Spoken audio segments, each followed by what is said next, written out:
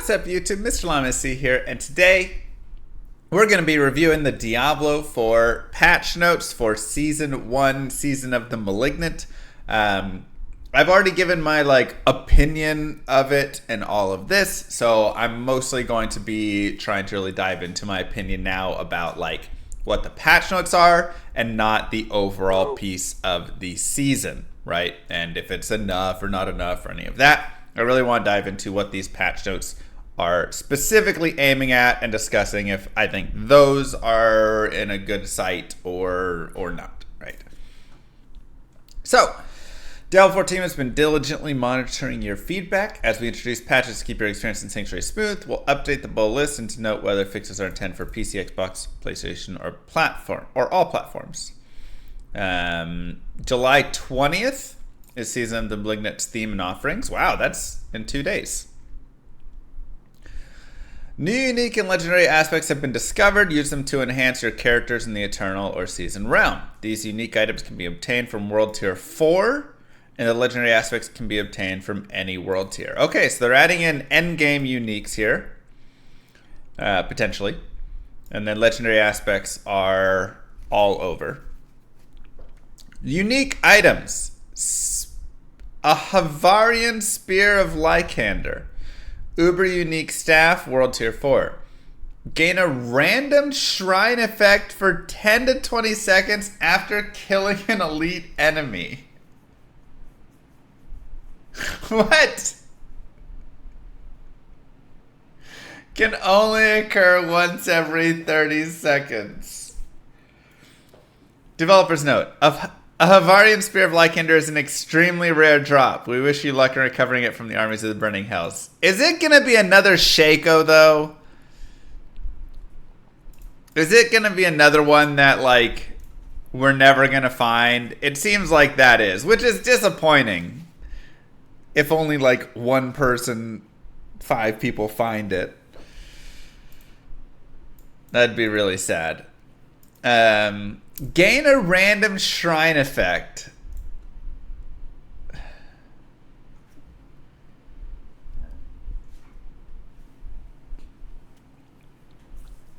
I mean, this is probably not worth it in any capacity, right? Also, what are the stats on it? Is it not going to tell us what is on it?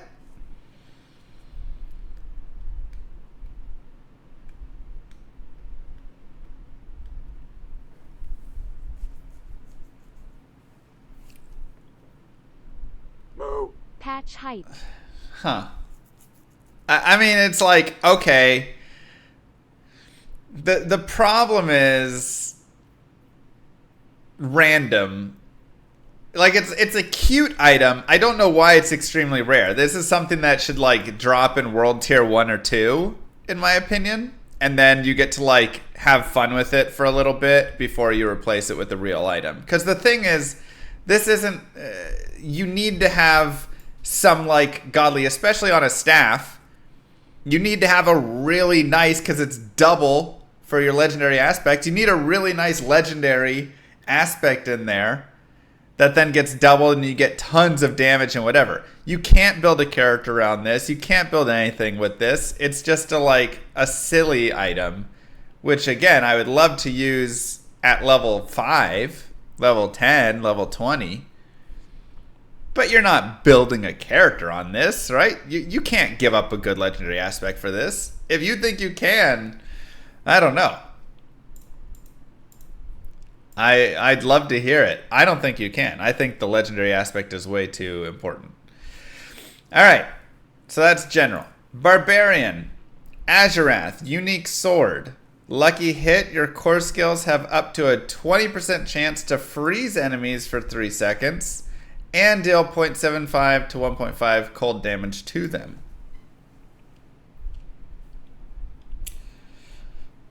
Okay. Graf Trakuma gifted a tier 1 sub to Stream Elements. This is their first gift sub in the channel. Thank you. Okay, so it's just your core skills. So let's which is, you know, plenty.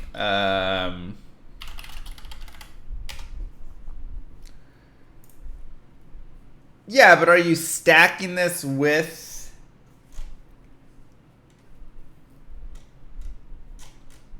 You know, all right, let's see. Here we go. Core skills. We've got Hoda. We've got Rend, Upheaval, which has the stun for 2.5 seconds. So now are you potentially stunning and... I mean, I guess so.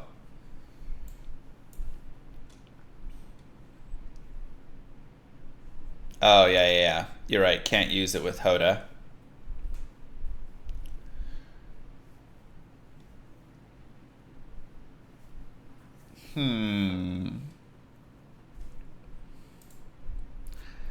It's interesting, again, knowing what the actual core, like, or what the affixes are is, like, so important. The fact that we're just seeing this piece is pretty weak, because this doesn't tell us anything.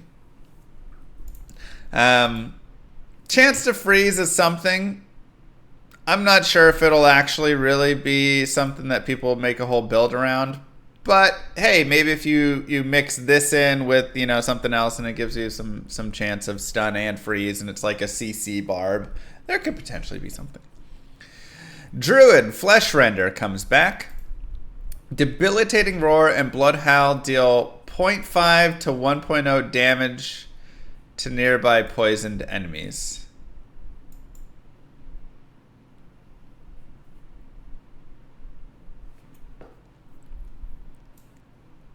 That's got to be like 50 to 100%, right?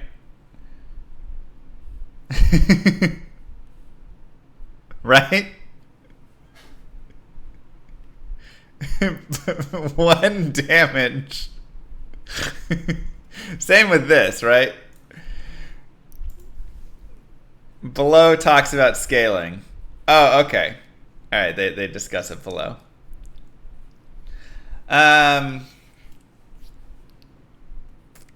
Okay. I don't know enough on this one, to be honest. I'm not sure if that's gonna be what that'll be. Especially with that damage scaling, I'm gonna have to read on this. The Azurath and Fleshrenner unique items have flat damage effects which scale with power. For example, at 820 item power, Azurath deals 3,300 to 6,700 damage. Okay. So this is all scaled with item power. Okay. Necromancer. Lidless Wall comes in. Unique shield. Lucky hit. While you have an active Bone Storm, hitting an enemy outside of a Bone Storm has up to a 5 to 20... Oh my god, it's already got so many, like, requirements. While you have an active Bone Storm, hitting an enemy outside of Bone Storm has up to a 5 to 25% chance to spawn an additional Bone Storm at their location. Each of your active sacrifice bonuses increases the chance by 25% and the total number of additional Bone Storms you can have by +1.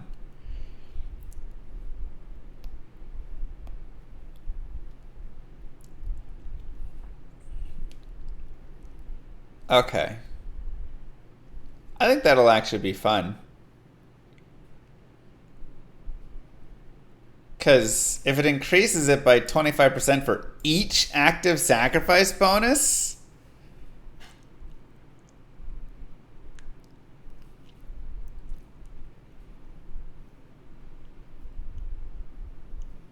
So that's 75% chance bonus.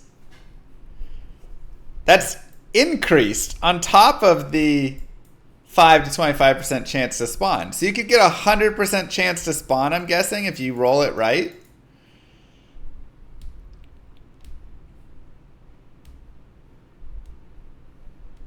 And you can have up to 4 Bone Storms. It's on lucky hit though. But if you roll some lucky hit, this seems like it's going to be really solid. Again, we don't know what the affixes are, but this one I kind of feel like Necro is going to be stupid. This could be ridiculously good. We don't know. We'll have to see what the affixes are and stuff. Wow. Rogue, Eagle Horn. Penetrating shot has a 30 to 80% chance to fire an arrow that bounces off walls and scenery. Hitting enemies from behind with penetrating shot will make them vulnerable for 3 seconds. I'm not sure that's going to be very good.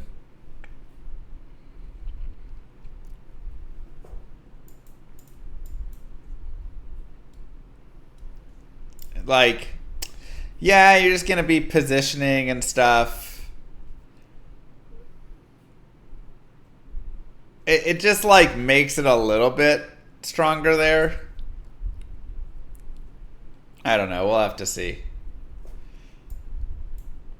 I'm not certain this is going to... Penetrating shot's already, like, powerful. I guess dungeons are really narrow, so...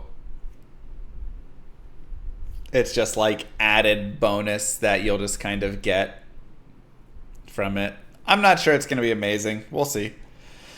Sorcerer, the Oculus. Gain the effect of the teleport enchantment for free. When you evade using teleport enchantment, you are taken to a random location? Did they just hate sorceresses? Are you kidding me?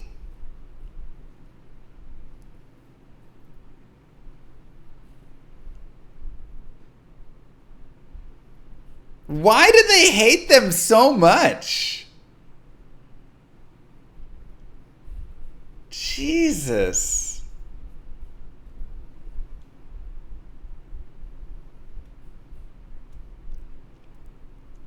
Now it's not even like chance on hit with the Oculus. It's literally like you just randomly tell. God. Alright, moving on. Jesus Christ. Legendary aspects. Audacity. Utility. When there are at least 5 close enemies, stun them for 2 to 4 seconds. This can only occur once every 20 seconds. I mean, that is pretty nice considering you're diving in on stuff. The problem is only once every 20 seconds. You know, like, you're clearing groups much faster than that generally. But I could see this being, like, kind of nice and useful. Does cooldown reduction affect this? I don't think so. I don't believe cooldown reduction affects aspects. Craven mobility aspect. You gain 20 to 40% increased movement speed when moving away from slowed or chilled enemies.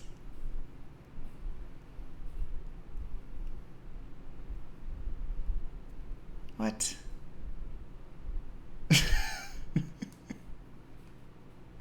When moving away from?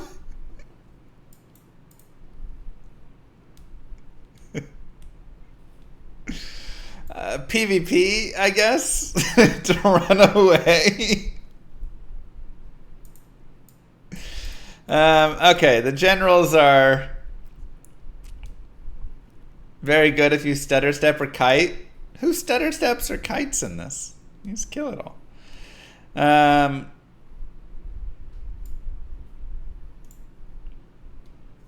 Yeah, it's okay. It's okay, but I don't know. Doesn't, like, blow me away. Barbarian, Ancestral Charge. Charge calls forth 4 ancients who also charge, dealing 50 to 100% of normal damage.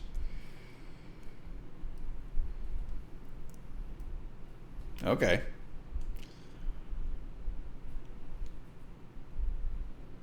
That could be nice damage add.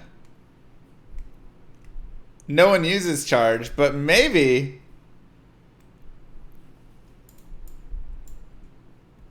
some people will. Could be a nice like hit. Would have to see it in action.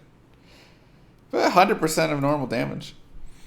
Subterranean Druid. Poison creepers active also cast Landslide in a circle around you. Earth skills deal 10 to 20% increased damage to poison enemies.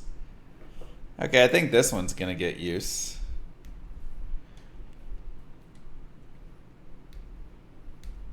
Poison Earth. Yeah, that one seems pretty good. Necromancer Gorquils. Blood Lance will consume blood orbs to also conjure lances from them. Each additional blood lance deals 20 to 50% of normal damage and prioritizes targeting unlanced enemies.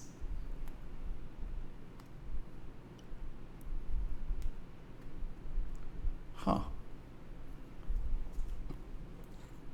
I'll have to see that one in action. It could be like a staple, or it could be completely worthless. Just depending how it kind of like plays. Rogue Pestilent Points. Yeah, it's like, do you fire them through blood orbs? It consumes blood orbs.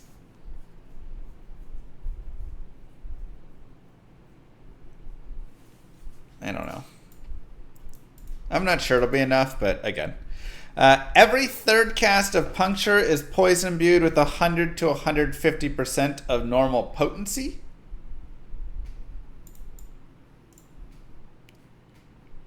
Okay, so that probably has some use there.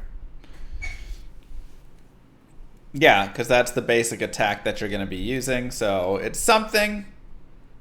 But I'm not sure it's a late game thing, really, for many. But I could see you using it along the way.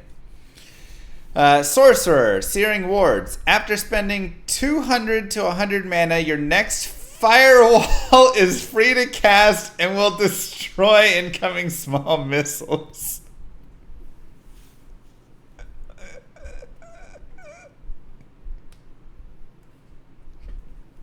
What are these stupid...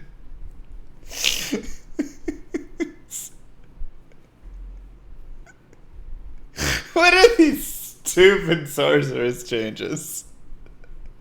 Just delete the sorcerer completely. Good lord. Okay. Challenges, whatever. Yeah, there we go. Fix multiple issues where it would provide proper rewards, where challenges could be progressed through unintended means. Gain progress or challenges through actions of other players. Activities that should count towards the criteria were not counted. You would not receive notifications when one of your friends completed one. Feats of strength are not accounted for in calculating challenge completion percentage. Feat of strength, the final slayer of the first mother now requires you to slay the level 100 pinnacle boss solo. Oh, the Silence of Hellas challenge remains unchanged. Fixed initial or feats of strength, one of the first and earliest experience, do not display all the titles they rewarded. Okay. Co-op. Fixing issue where camera wasn't functioning properly when players were far apart and local. NPC conversation boxes would overlap if multiple local co-op players talked to the NPC at the same time. That's funny. Where the rogue's inner sight would only fill up for one of the players in a co-op session. Where dark potential challenge would be granted to both players when either player completed it, regardless of the other's progress. Multiple instances where quest progress would not properly synchronize or quest progression could be blocked for local co-op players. That was a big issue. Fix multiple issues that occurred during cutscenes for co-op players. Also an issue for sure. Dungeons. Not able to receive enough animus to progress through the hollowed ossuary dungeon. I ran into multiple issues like this where you just like get in a dungeon, you're like, well, I can't progress, I guess. Stone carving in the Fallen Temple Capstone Dungeon would duplicate. Yep. Monster Region affix in Nightmare Dungeon would also affect structures in that dungeon. Wow, I didn't realize that. Goatman and Shambling Corpse enemies would continuously spawn in Forsaken Quarry. Sentinel enemies would not have weapons in the Bastion of Faith dungeon. Bastion of Faith dungeon can sometimes not be completed. I ran into that one. The player could respawn behind a barrier in the Fallen Temple capstone. Fixing sure the map for the Crusaders Cathedral dungeon is incomplete. The Curse of the Indolence and Curse of the Weak would stack even the player was dead in the Fallen Temple. Ouch. Fix multiple instances where the fog door could not be progressed through. Fixing sure the Monster Thorns, Apex, and Nightmare dungeons was reflecting physical damage. It will now properly reflect non-physical damage. Wait, I thought Thorns was supposed to reflect physical damage. What?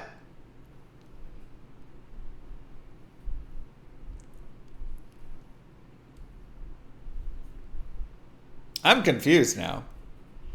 So now sorceresses just hate Thorns completely?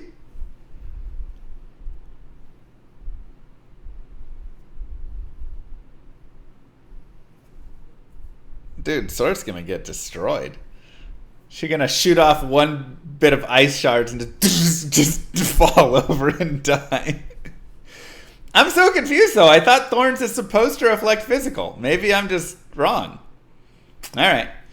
Blood boils are not properly spawned in Core Dragon Barracks.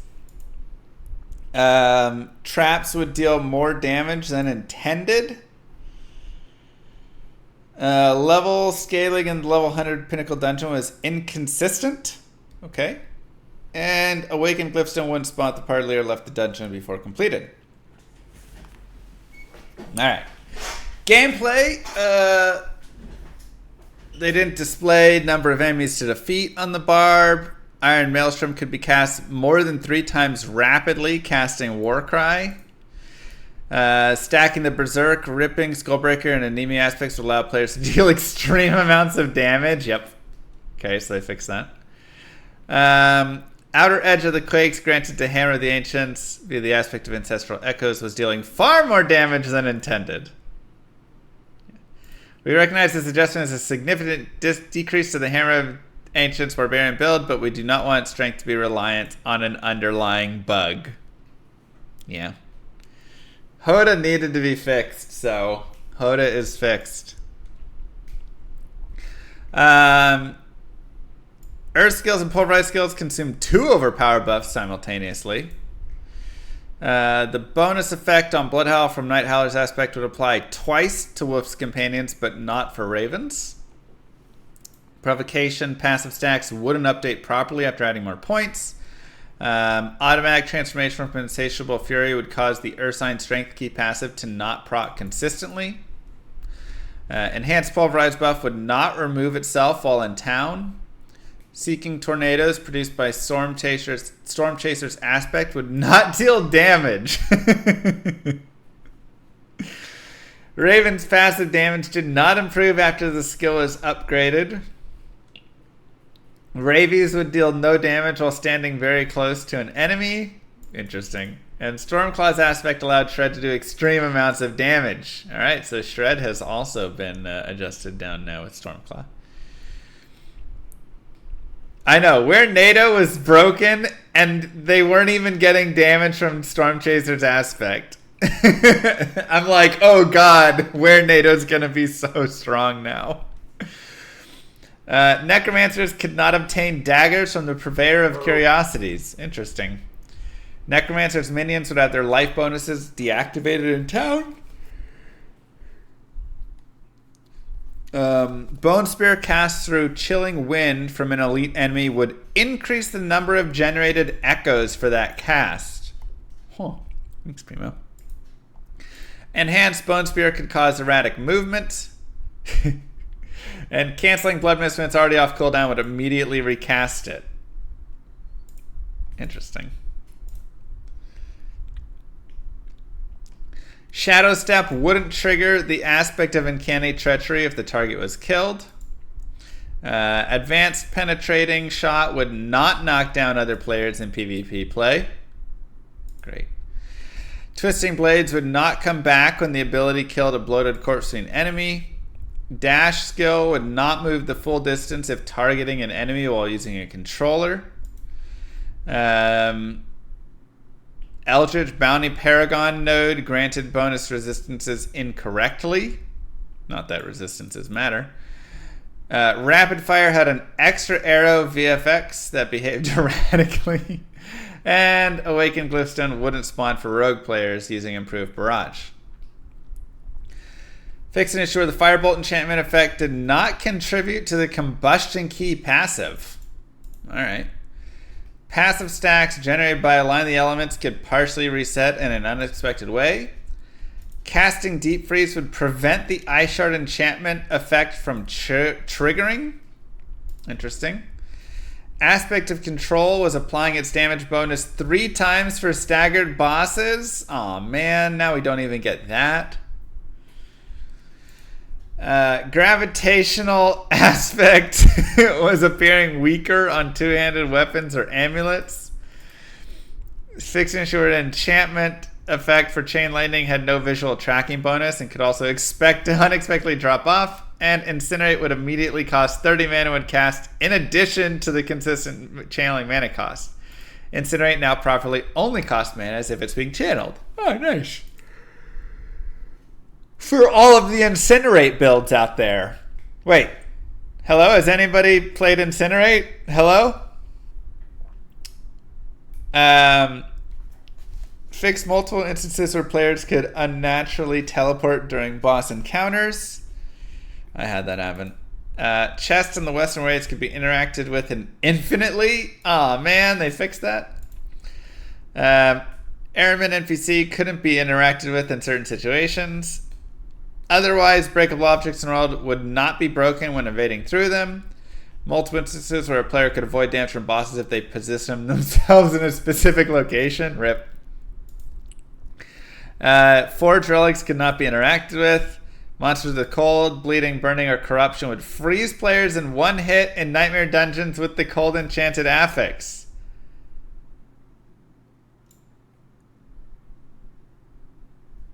Okay, so that seems nice. We're not going to be... And cold enchanted monsters froze players more often than intended in higher world tiers. Okay, so that's nice. Chain CC coming down some, maybe. That also might explain why we got frozen so often. Because it wasn't just... Yeah, it's still not a full solution, but it should hopefully help it a lot. Spiders are still going to be an awful mob, yeah. Fix an issue where a chest could spawn that would provide infinite loot. I don't see the issue. Helltide and Fields of Hatred. Fix an issue where the player could be damaged by the Helltide Firestorm while standing in Girondai. Fix an issue where enemies resurrected by shamans would continuously drop Aberrant Cinders in Helltide. Again, not seeing the issue. Fix an issue where Chain Lightning could bounce infinitely between the caster and other player characters standing in a Fields of Hatred town. Fix an issue where Crackling Energy could hit other players in a Field of Hatred town. We know, shocking, cute. Fix an issue where players could not see other players that they should when re-entering the Alzuda Fields of Hatred zone. And fix an issue where certain areas of the Field of Hatred would be incorrectly flagged as town, rendering players unable to cast skills while still being able to be damaged.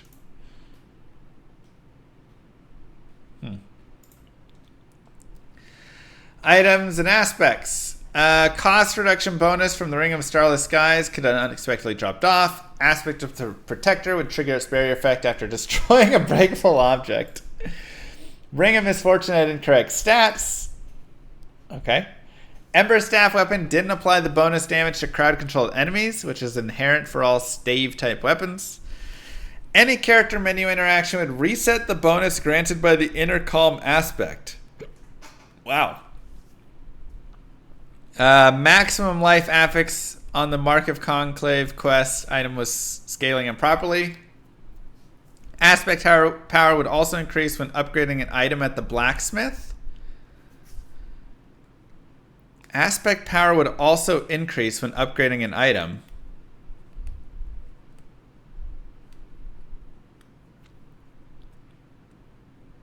Wait. When they say aspect power would upgrade,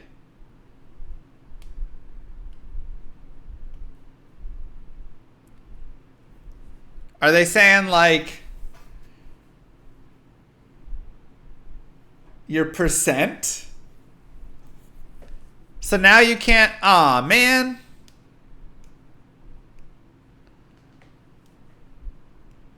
Not percent, the flat numbers. Oh, okay. Deal 1, 2, 3, 4 damage. Alright. Well, now you just don't get that, I guess. The level requirement for sacred items will now cap at level 60. The level requirement for ancestral items will now cap at level 80. Big, but still weird. Like, 80? First off, it should be lower. Second, why are we still like creating this cap based on my character level? Why isn't it based on the item? And all of the cool stuff I find at level 80 to 100, I still have to level another character all the way up to 80 to use it for Ancestral. I don't know. That still is... It's still not enough. At least it's not 100. But... I do question why this is the way it is.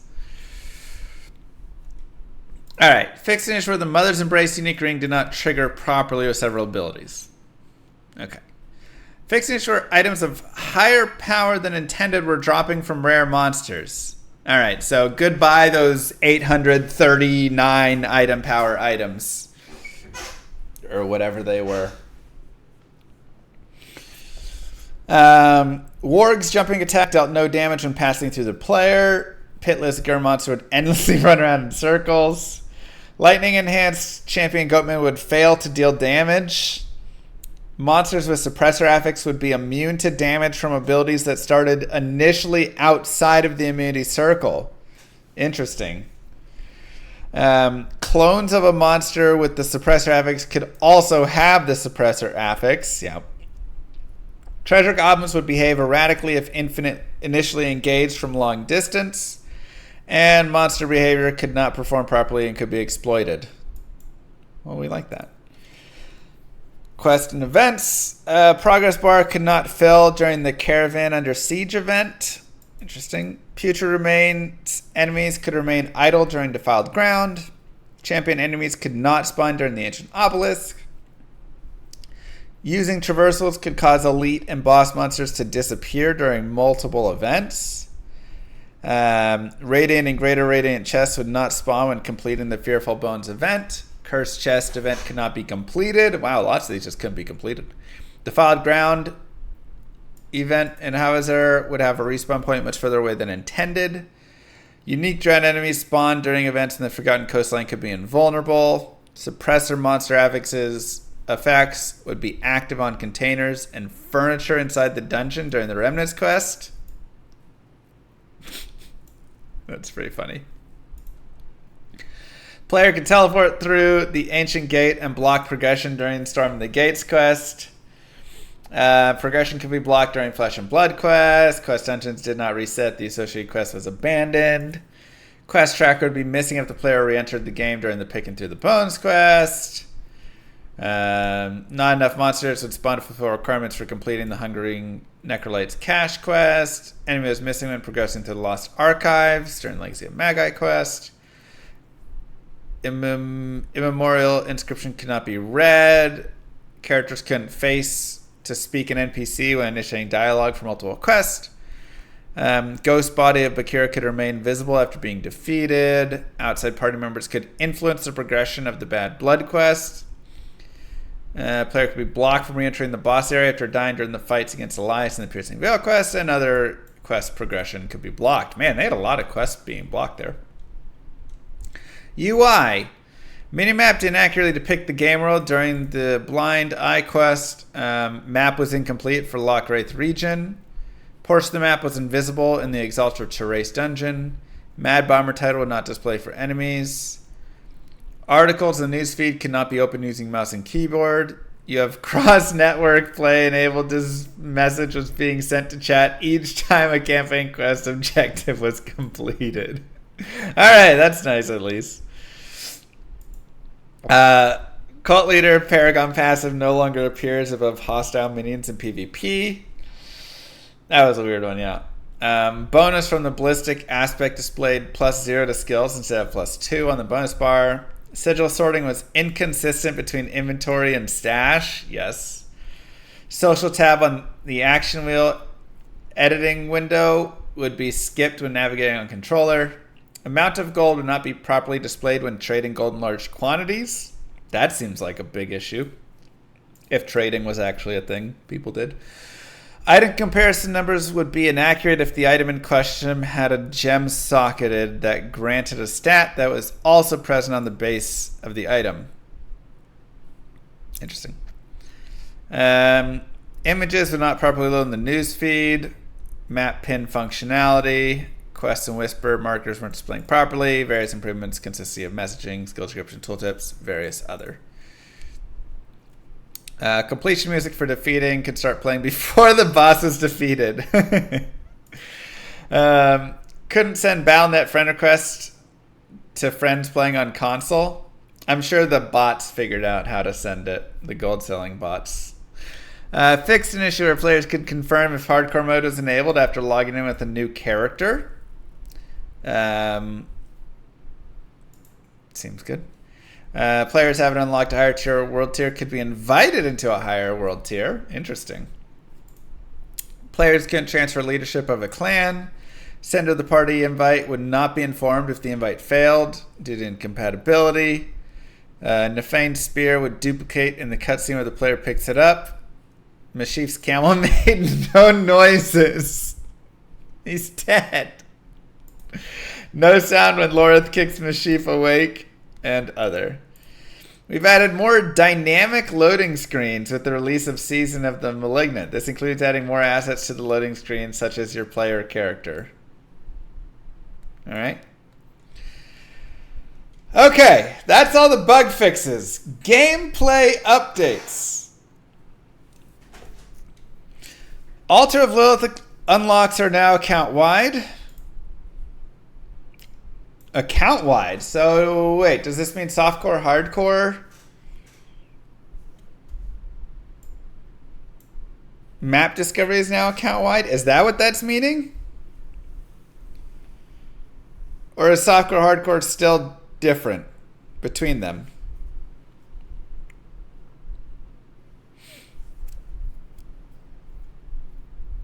Softcore and hardcore remain split. Okay.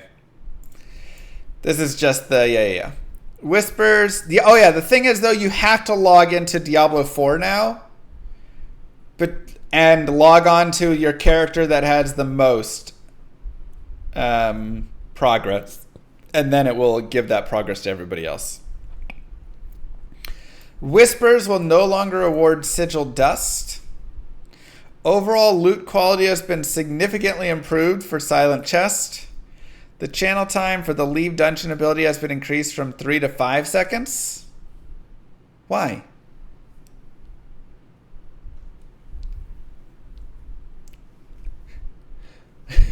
Why?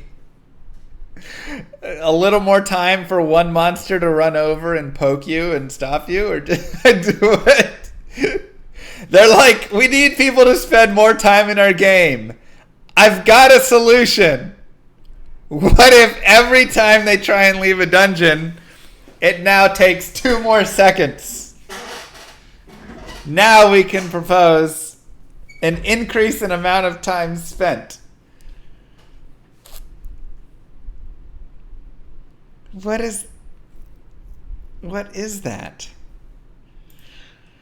We have generally reduced the tendency for many monsters to move around in combat so that melee characters don't have to chase down their enemies as much. Alright. That'll be interesting to see. And added PS5 DualSense Edge wireless controller support for PC. It's very specific. World Tier. World Tier 2 had the following bonuses added. Bonus Gold increased from 15 to 20%. And monsters now drop 15% more items. We like where World Tier 2 has landed overall, but are increasing its reward pace to better align with its difficulty. Okay. That doesn't really change much there. Level scaling inside dungeons and most overworld territories has been adjusted in World Tiers 3 and 4. Monsters will begin to trail behind the player in level after a certain point, up to a maximum of 5 levels behind. Thanks, Baloney. This change does not affect world bosses, Legion events, Fields of Hatred, Helltide, or Nightmare dungeons. We want to give players a better sense of their power progression and mastery over the world while still challenging themselves with structured endgame activities. I'm not sure that really is going to give, like, much.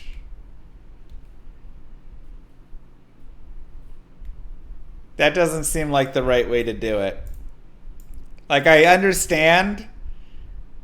The problem was everybody said, when I level up and all the monsters level up with me, I actually get weaker because of how you guys have scaled everything.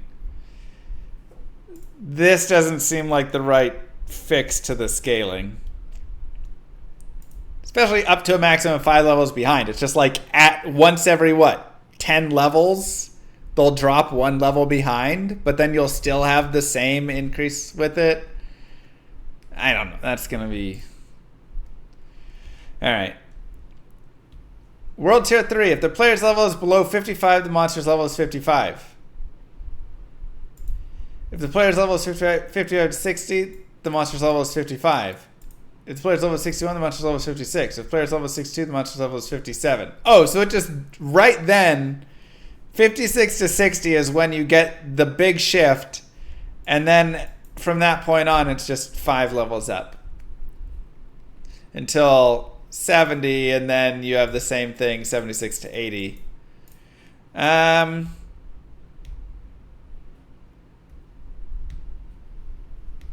I don't know. I still don't... This seems like a weird fix on it. That also is just less experience now. I don't know. Also trying to push you towards Nightmare Dungeons. Yeah. It's like...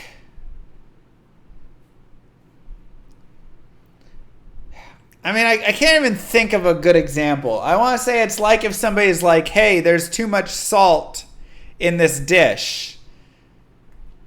And you're like, all right, we've just put half the salt in the dish, but it's in a thin line right across the middle or something. It's like it's stacked in layers. And you're like, well, that's weird. That's confusing, and I'm not sure.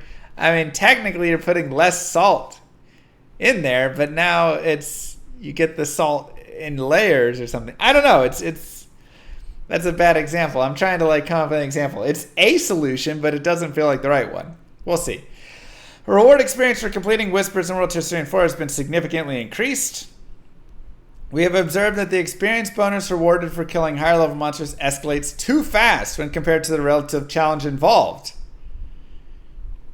We still want to reward players for taking on this challenge by encouraging them to participate in power leveling together instead of one player killing enemies while another member of the party waits at the dungeon's entrance. We're adjusting bonus experience rewards for killing monsters at a higher level than a player. Pre-season, 1 level was 15, 2 was 20, 3 was 25%. Exactly. Post-season, 1.5% bonus per level up to 10 levels. Oh, man.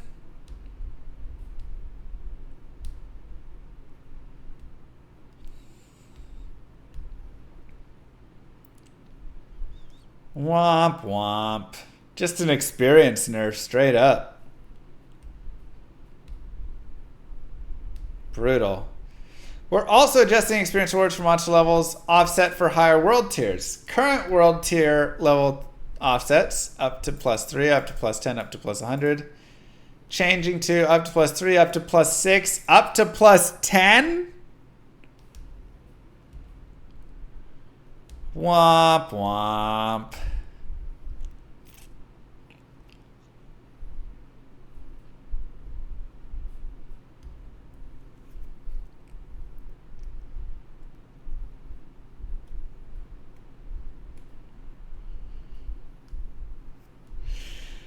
For example, you're level 1, your friend brings you to World Tier 4 and leave you at the entrance of a dungeon. They start killing level 100 monsters. Prior to the Season of the Malignant, you'd get level 100 monster experience times 1 plus 25%.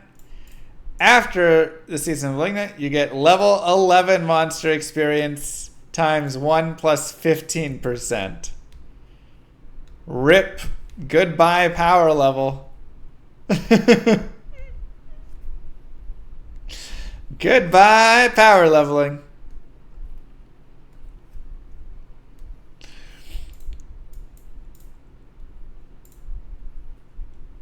That'll be... Yeah, I mean, a lot of people are going to like that. You got to actually like level your character up on your own and or play through it and kill stuff. I mean, this will still be experience, you know. It'll still be power leveling, just take longer. Helltide. We're looking to increase the dangers in Helltide's risk reward gameplay by making the monsters a bit more challenging and the torture gift of mysteries harder to open. Helltide monsters are now 3 levels higher than the player instead of 2. The tortured gift of mysteries chest is now 250 cinders. Jesus. All interactive objects in Helltide zones now have a small chance of dropping and burning cinders.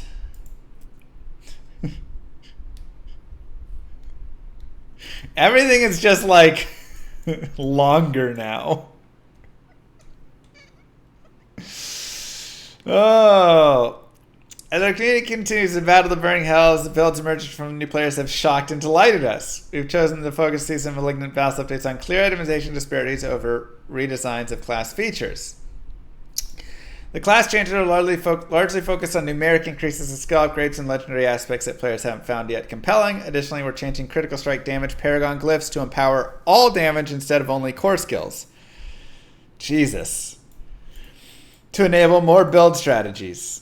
There are also a few class stat decreases on sources which grant extreme amounts of damage, healing, or unstoppable. In general, we prefer build-specific changes to be bonuses instead of decreases, but we feel these changes are necessary for the overall health of the game. Diablo 4 is a game that continually evolves through its seasons, so adjustments we make will evolve with them. Alright. Following balance updates will apply both to the seasonal and eternal realm. Barbarian. Violent double swing vulnerable duration increased from 1 to 2 seconds. Furious upheaval damage bonus stack per stack increased from 3 to 5%. Nice.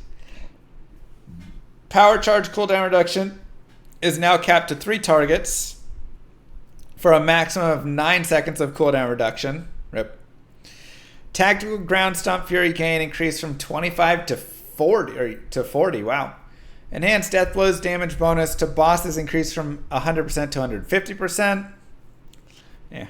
Enhanced steelgrass vulnerable duration increased from 2.5 to 3 seconds. Enhanced rupture damage increased from 30 to 45%. Warriors rupture attack speed bonus increased from 20 to 30%, and duration increased from 4 to 5 seconds. And fighters rupture healing increased from 15% to 18% max life. Hamstring now only slows healthy enemies, and slow amount increased, so doubled, but only healthy. Cut to the bone, bleeding damage bonus to vulnerable reduced from 6, 12, 18 to 5, 10, 15. Wrathglyph's bonus now affects all damage instead of just core skills. So again, going with what they said. Yeah, this is brutal right here. Only healthy. Relentless Berserker's aspect, berserking duration increased from 1 to 2 seconds. Battle Mat aspect, berserking duration increased from 1.1 to 2.5 to 2 to 3.5. Brawler's aspect increase. Aspect of Burning Rage damage increase. Aspect of Iron Warrior damage reduction increased. Slaking aspect, lucky hit chance increased. 40 to 66%. Aspect of Ancestral Echoes, lucky hit chance increased. And lucky hit chance for Weapon Mastery's aspect. Gorge Devastating Grips now explode every 2 seconds or after it ends, and its hit cap has been removed. Fields of Crimson bleeding damage bonus increased from 10 to 15%. I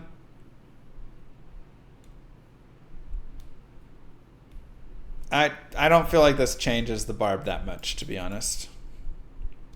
Which, I mean, they're just trying to, like, boost some...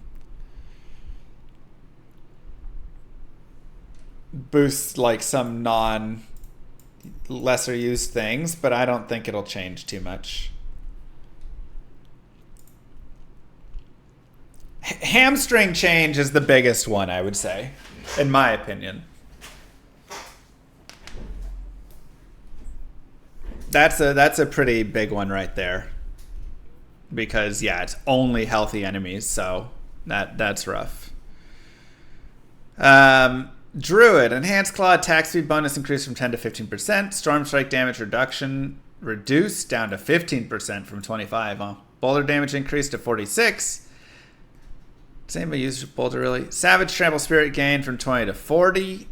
Prime Lacerate increased from 3 to 5%. Cataclysm lightning damage increased 64 to 77, and tornado damage from 19 to 23. Oh my god. Supreme Cataclysm vulnerable duration increased from 2 to 3 seconds. Prime Cataclysm duration increased from 2 to 4 seconds. Prime Grizzly Rage now grants unstoppable for 6 seconds instead of while active. Wow. Grizzly Rage nerf. Which needed to be. That one needed. That was ridiculous. Yeah, that one was ridiculous. Tornado getting a buff, though, a little bit. Provocation threshold required for guaranteed overpower reduced to 24, 20, 16 seconds. It's a pretty big change. Masochistic now also requires a lucky hit chance of 75%. Purple Skin Thorns increased from 0.1 to 0.15. Iron Feather maximum life increased from 10 to 14%. Bolster Fortify increased from 10 to 15. Overload damage increased from 0.2 to 0.25. Okay. Yeah, Masochistic nerf. Spirit Glyphs bonus now affects all damage instead of just core skills. Again, same thing that they talked about before doing there. Great, now with Druid you fight for 6 seconds, then AFK with Grizzly Druid. Aspect of Calm Breeze, lucky hit chance increased from 510 to 7 to 12. Balance aspect, maximum spirit increased from 30 to 50 to 60 to 80. Aspect of the Tempest damage bonus increased to 10 to 18%. Skinwalker's aspect healing increased from 0.5 to 0.1 to 0.07 to 0.12. Symbiotic aspect cooldown reduction reduced from 4 to 8 to 3 to 5. Aspect of the Stampede bonus increased from 10 to 20 to 16 to 26%. Shepherd's damage bonus increased from 6 to 8 to 6 to 10%. Insatiable Fury Werebear skills rank increased from 2 to 3. And Mad Wolf Glee's Werewolf skill ranks increased from 2 to 3. Again, largely unchanged. This is the biggest change, I think. And then this. And then I guess this.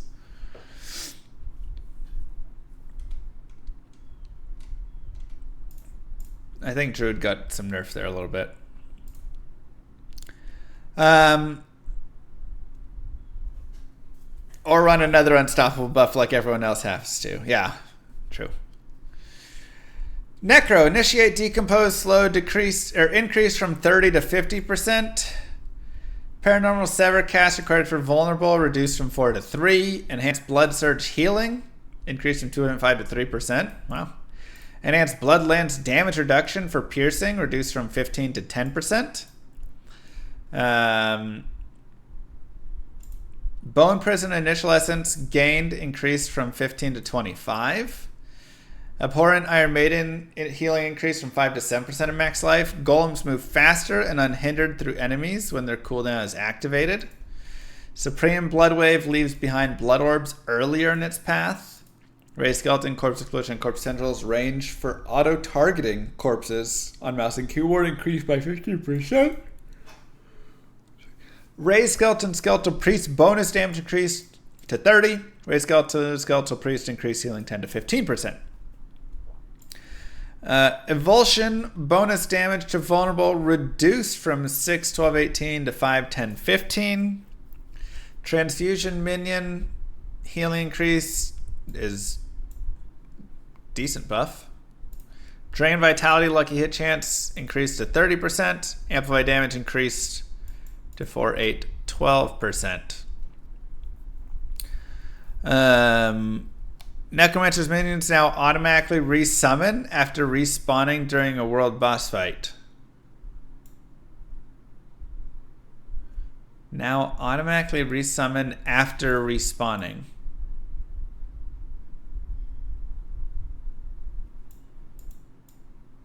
Oh, if you die after you respawn. Okay, if you die. I thought after they died. I was like, but that's what the resummon. Got it. Skeleton Warrior defenders upgrade Thorns Inherited increase from 40 to 50%. This is just because I think Rob's playing Thorns Necro, right? He's like, more Thorns. Shadow Skeleton Mage upgrade attacks required for an additional Shadow Bolt reduced from 5 to 4. Bone Skeleton Mage upgrade fortify amount increased from 11 to 20%. Iron Golem upgrade attacks required for slam attack reduced from 5 to 4.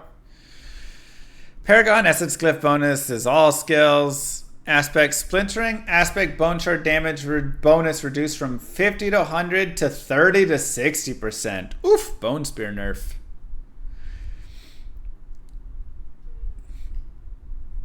Bone Shard damage reduction.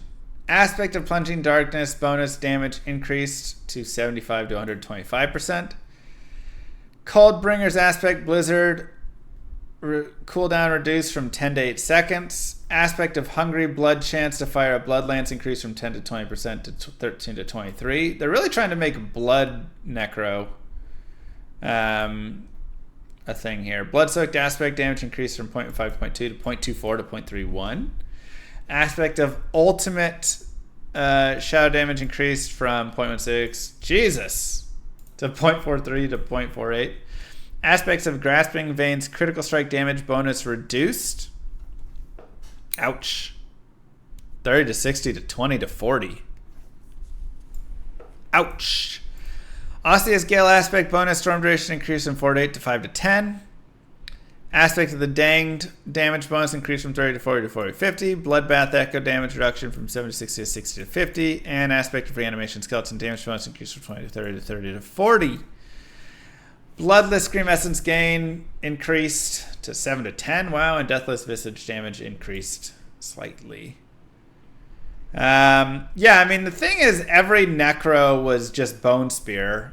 So they really are trying to push people to do other things in the Necro here. I think everybody's still going to be Bone Spear. But maybe there'll be a blood build out of this now.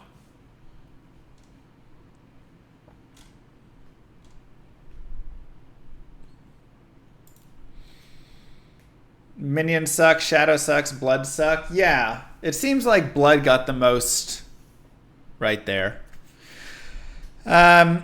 Rogue. Advanced rapid fire duration increased from 3 to 5 seconds. Caltrops cast speed increased by 15%. Enhanced cold imbue lucky hit chance increased from 30 to 40. Enhanced smoke grenade damage bonus increased from 15 to 20. Methodical dash maximum cooldown reduction increase from 3 to 4 seconds. Concealment stealth duration increased from 4 to 5. Enhanced Dark Shroud's chance to not be consumed increased from 10 to 14%. Supreme Death Trap cooldown reduction increased from 10 to 12 seconds. Yeah, Consument's nice. Passives. Victimize. Lucky hit chance increased from 30 to 35%. Siphoning Strikes now also require a lucky hit chance of 75%. Rugged damage reduction against damage over time effects increased. Nice. Mending Obscurity healing per second increased. And Aftermath energy restored increased. Yeah, Siphoning Strikes. They did this to Masochistic as well, requiring a lucky hit chance of 75%.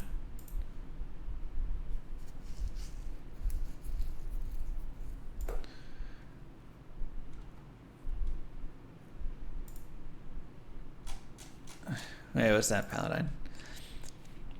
Paragon. Combat Glyphs bonus now affects all damage instead of just core skills. Okay, yeah, same thing. Eldritch Bounty Legendary no duration increase from 6 to 9 seconds. Preparation Ultimate cooldown reduction increase from 4 to 5 seconds. Is it easy to achieve 75% lucky hit chance? No, you definitely have to work towards it. Aspect of Volatile Shadows damage increased. Good amount. Icy Alchemist aspect chill increased. Shadow Slicer aspect damage increased. Jesus. 25 to 35 to 80 to 100. Toxic Alchemist damage increased. This is all the legendary aspects here. Vengeful aspect lucky hit chance increased from 30 to 50 to 40 to 60. Okay, there you go. Aspect of Imitated Imbuements duration increased from 5 to 9 seconds. Aspect of Stolen Vigor healing increased. Aspect of Lethal Dusk Life of Kill duration increase. Aspect of Noxious Eyes damage increase. And Menace Dodge increase. Skyhunter's energy gain increase from 15 to 25 to 20 to 30. And Grasp of Shadow lucky hit chance increase from 20 to 30 to 24 to 34.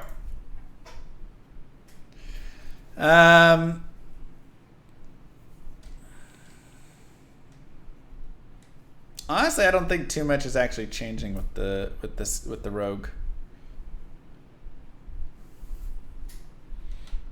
This is yeah.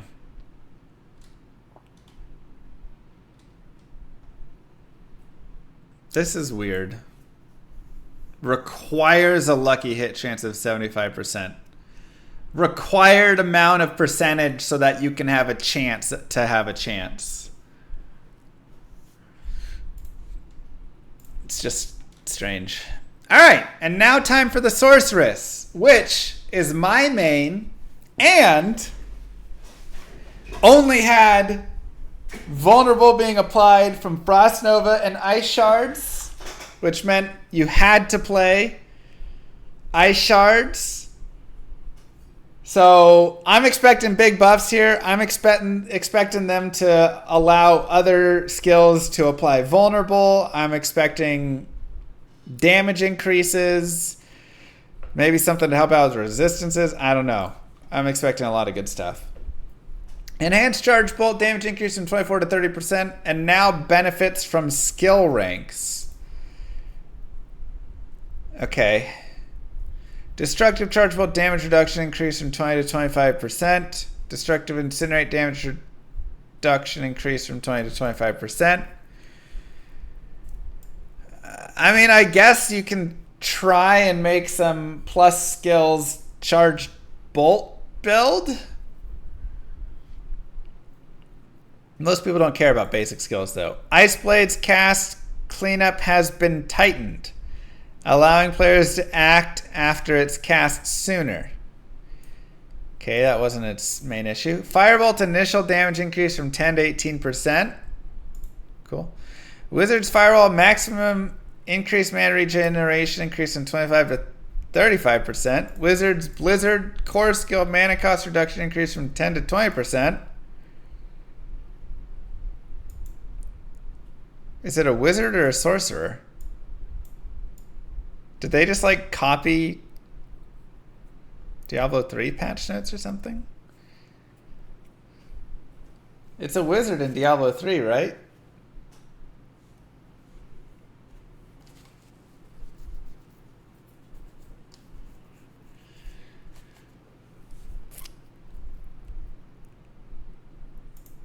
Supreme deep freeze cooldown reduction increased from 50% to 100%.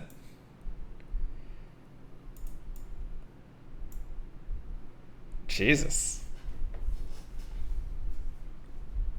I mean, that is actually big in a way for my PvP. Now I can reset all of my cooldowns, but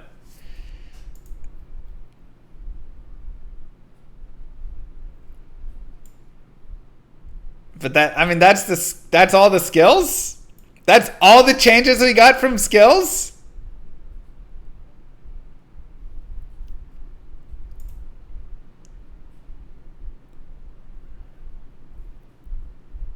Alright, let's check out passives. Elemental Dominance now also affects mastery skills instead of just core skills. Okay, yeah. Potent warding duration increased from 3 to 9 seconds. Potent warding? What is potent warding? Allows players to increase resistance to all elements when casting a non-basic skill. Okay, it's resistances, so they don't matter. Protection barrier duration increased from 2 to 3 seconds. Alright. Align the damage elements damage reduction per second increased from 123 to 369. Mana shield damage reduction increased from 5, 10, 15 to 7, 14, 21. Devouring Blaze bonus critical strike damage reduced. What? Devouring Blaze bonus critical strike damage to immobilize reduced to 10, 20, 30? I'm not going to do any damage now. Oh my god. Fiery Surge mana regeneration increased from 10, 20, 30 to 15, 30, 45. Great. Destruction Glyph now affects all damage instead of just core skills, of course. Spark enchantment chance to form crackling energy increased from 10% to 14%. Cool. Frozen Orb enchantment chance to be cast increased from 20 to 30%. I mean, this isn't changing anybody's enchantments. Incinerate enchantment cooldown reduced from 18 to 14 seconds. Hydra enchantment mana threshold reduced from 300 to 200. Okay, so none of those get used still. Legendary aspects. Aspect of efficiency mana cost reduction increased from 10 to 25% to 15 to 25%, 10 to 20 to 15 to 25, and now also affects mastery skills. That's the one that's like 1, 2, 3, 4 mana, right? Aspect of Armageddon damage increased from 0.205, blah, blah, blah, a little bit. Aspect of Shattered Stars damage increased. Serpentine aspect, Hydra duration reduction reduced. Oh, duration reduction reduced. Okay. Glacial aspect, Ice Spike, bonus damage to Frozen.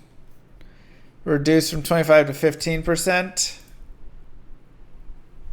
Glacial aspect, ice spikes. Enhancer, the blue, appear like a spine. Oh yeah, that's right. So the bonus damage is just less now. Did anybody even use that aspect? Oh, that's bonus damage. They increased the base damage. Okay. Aspect of the Frozen Tundra, Ice Spikes damage increased a little bit. Frozen Wake, Ice Spikes damage increased a little bit. And Chill increased a little bit. Aspect of Biting Cold, chance to apply vulnerable to frozen enemies increased from 25 to 30 to 40.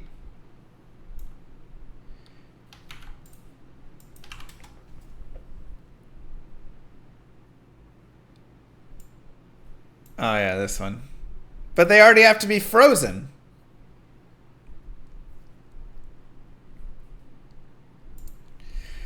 Encased aspect, life and mana restore per second increase from 10 to 20 to 20 to 30. Stable aspect, chance for a free cast increased. Aspect of splintering energy, chance to spawn additional lightning spear increased from 1120 to 41 to 50. Yeah, that was so bad. Aspect of the unbroken tether, chance for additional chain lightning is also increased. Gloves of the Illuminator fireball damage reduction reduced from 65 to 75 to 55 to 65. All right. Esu's heirloom critical strike chance from move speed increased from 15 to 25 to 20 to 30. And Esador's overflowing cameo chance to release a lightning nova increase from 10 to 15%. All right. So nothing changes.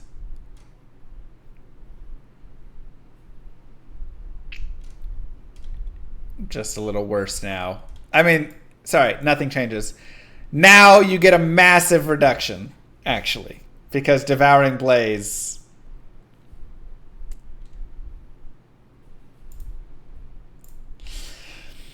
Aspect of Disobedience maximum stacks reduced from 100 to 60, reducing maximum bonus armor percent from 25 to 50 to 15 to 30? What? Oh my god. Oh, Jesus, that hurts. It had to be done? Yeah, but now we're even squishier. Of course it's OP, but we still get one shot. Ouch. Aspect of Retribution bonus damage to stunned reduced from 20 to 40 to 10 to 20. Okay. Exploiter's aspect bonus damage to Unstoppable reduced from 20 to 50 to 20 to 40. Yeesh. That was nice in PvP. Now I just get less from it. Does that mean my current boots that I'm wearing still keep the 50, or will they knock those down to the 40? Same with this in Eternal.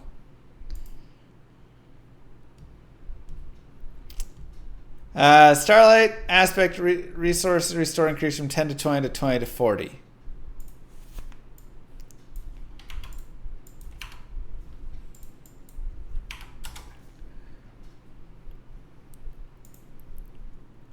Gain 10 to 20 of your primary resource for every 25% of your life that you heal. Oh, it's that one.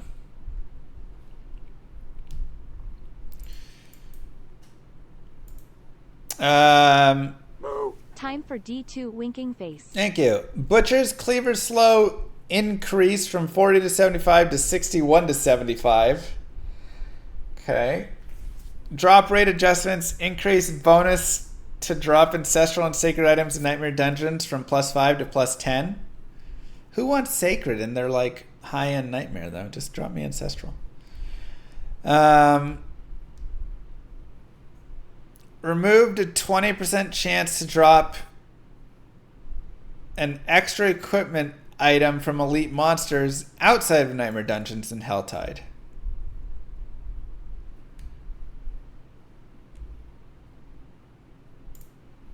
Okay. Increased chance to drop extra equipment from elite monsters in Nightmare Dungeons and Helltide.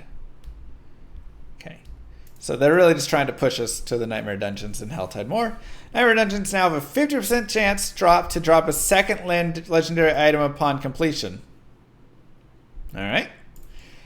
And Nightmare Dungeons now give 3 rare items upon completion, up from 1. Okay. You're low.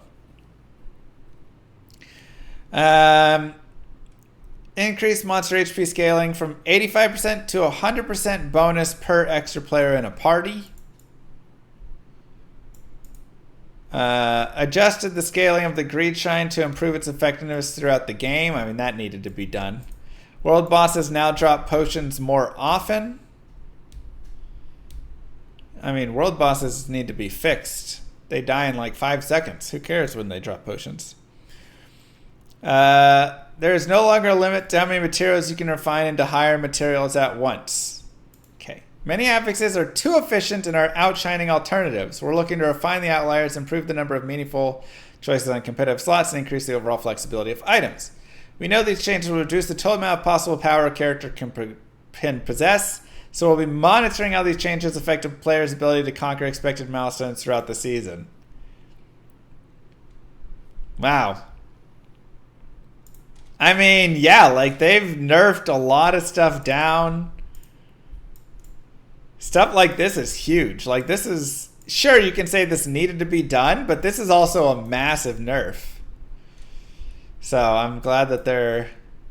Oh wait, there's more. Hold on. We're increasing the availability of affixes below to make them easier to include in different builds. Controlled and paired duration reduction can now appear on pants. Cool. Barrier generation can now appear for all classes. It will also begin dropping later in the game. Wait, why is it dropping later? Lucky hit chance while you have a barrier can now appear for all classes. Reduced by 12% when on helm and 20% on amulet or offhand.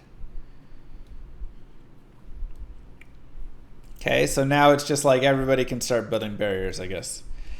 Newly added can appear mastery skill damage, can appear on sorcerer weapons. Scales identically to core skill damage.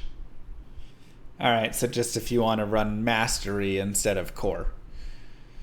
Sure. And resistances to all elements can now appear on shields, but until they're fixed, still worthless.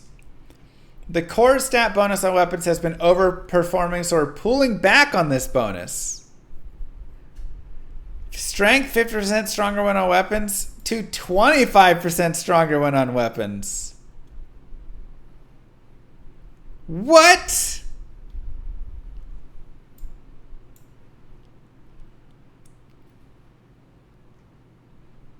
Wow. All right. That's just, now we're just weaker. All right. Cooldown reduction affixes often felt mandatory due to their raw power. Yeah, because cooldowns were too long and felt awful. We imagine cooldown reduction will remain a highly desirable stat, but the penalty for not prioritizing it won't be as harsh. No! They're nerfing cooldown reduction? It's just going to take longer to play this game? Oh my god. It's like every single thing they've done in this game is like, how can we get the player to have to spend more time? 30%?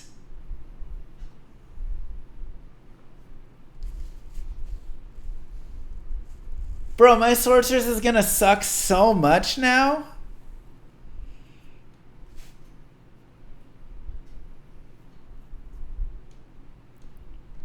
We're seeing critical strike damage and vulnerable damage. Don't you dare do it. Often viewed as a hard requirement.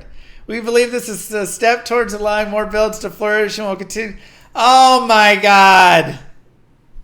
40% reduction.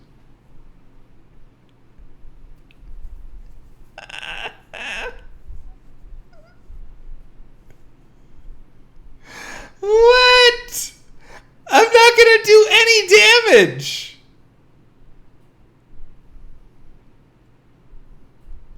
What?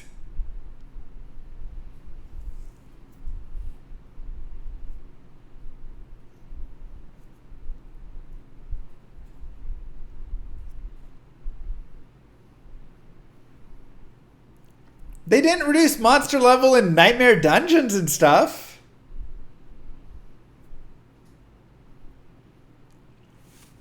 You know when you're hitting a monster, but you like didn't apply vulnerable yet, and it feels like you have a wet noodle and you're like slapping them, and then you apply vulnerable and you get your crit and you blow everything up? Now when am I going to do the damage?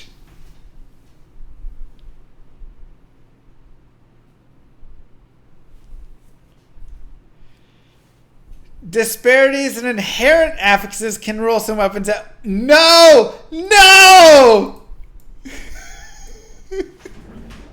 That just... No!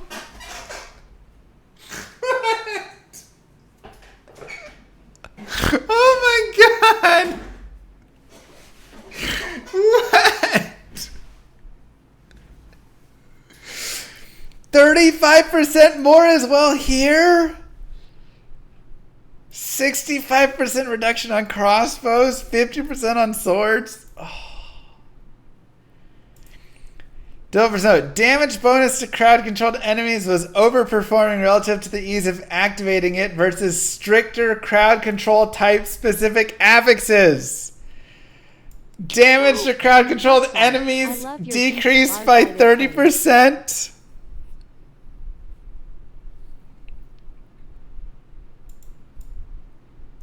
Now you have to get more into the specific damage to close, to chilled, to slowed.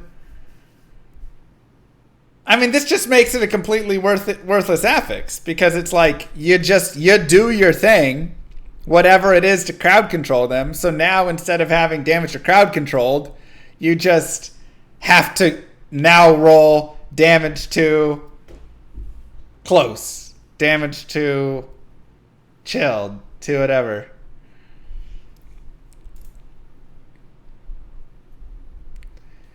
We have seen that skillful players are frequently slaughtering monsters many levels above their own. Well, because they have to. Because Nightmare Dungeons went up to like level 154 or something, right? We want to support this, but the current situation is beyond what we believe is correct for the long-term health of the game. To chase this goal, we're shifting power to many offensive affixes from defensive affixes. We know this will make our endgame content more deadly, particularly for those chasing our pinnacle boss, an encounter not meant for the faint of heart. Wait, what? Overcoming the pinnacle boss will take every ounce of grit you can muster and all tools at your disposal. We'll continue to evaluate. This is so fun to watch. Are they saying we're just going to get one shot more? Thanks for the great content.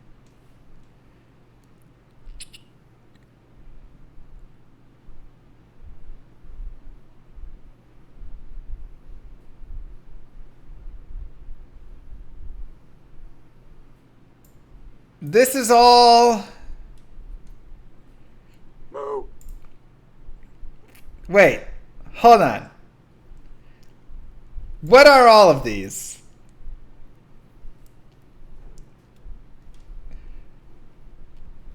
This is affixes.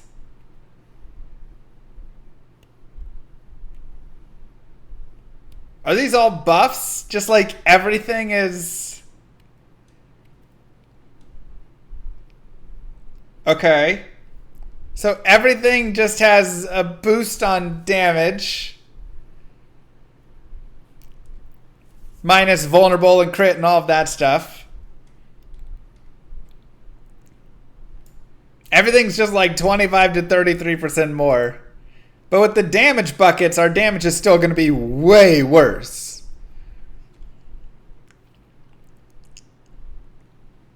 Oh, but then here. Total armor in the forms, damage reduction from close reduced by 20, damage reduction from distance reduced by 20. Oh my god.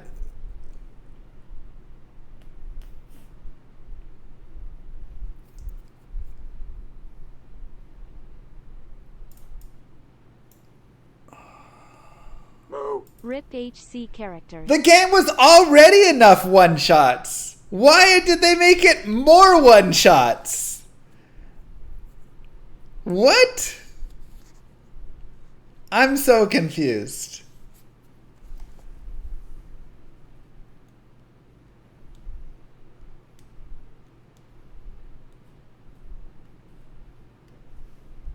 Also, your cooldowns are much longer now.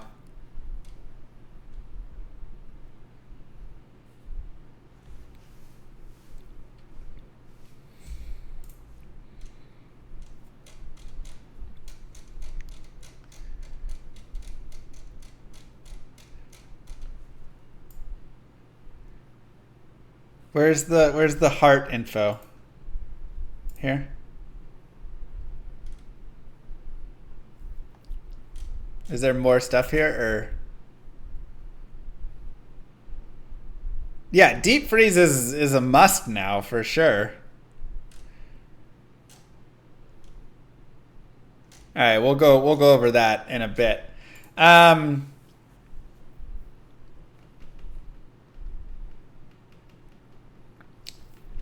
CD is buffed? No. Cooldown reduction is nerfed. Cooldown reduction emphasis felt mandatory. We imagine it will remain highly desirable, but the penalty won't be as harsh. Reduced by 30% is cooldown reduction, not your cooldowns. Just simply boycott Blizzard cause. They won't let us to play. This is just cooldown reduction is now 30% worse. Armor, you've lost armor, you've lost cooldown reduction. Your 10% cooldown reduction is now a 7% cooldown reduction.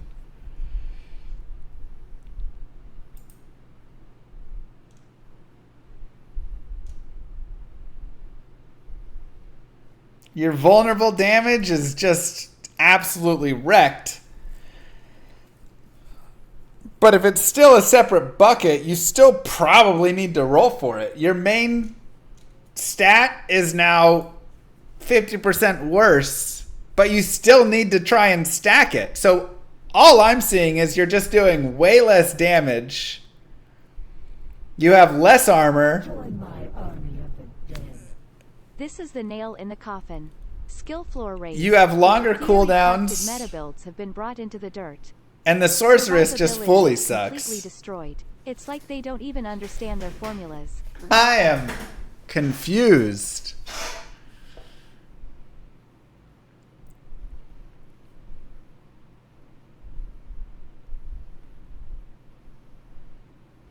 And I don't think a lot of the changes happened for the characters where oh, okay, SB.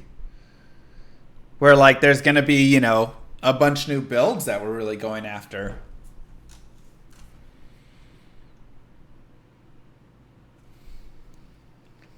Man. I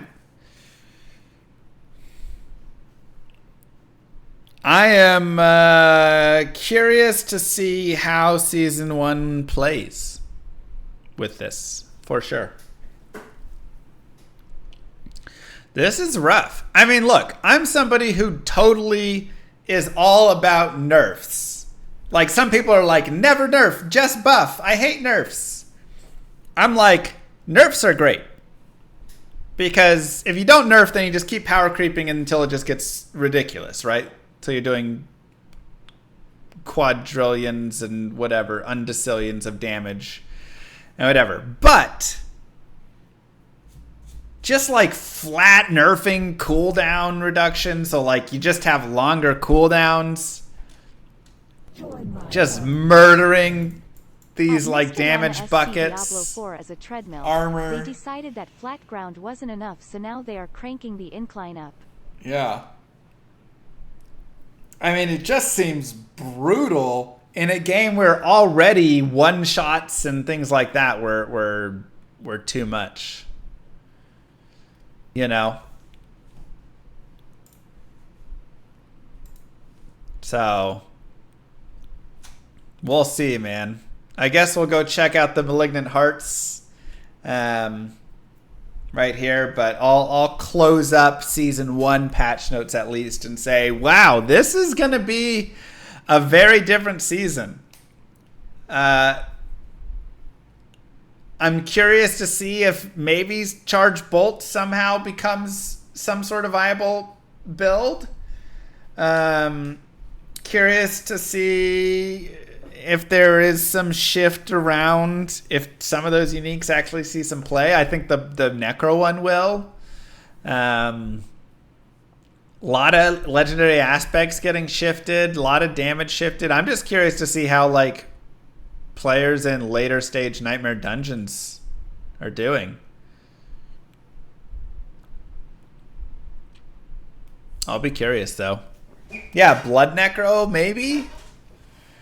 Yeah, we'll just see. We'll see how it ends up playing out. But this is, I'm not sure on all of these, especially ones like the cooldown stuff, because I already dislike the cooldowns in the game, and now it's just like taking longer to do all the stuff I want to do.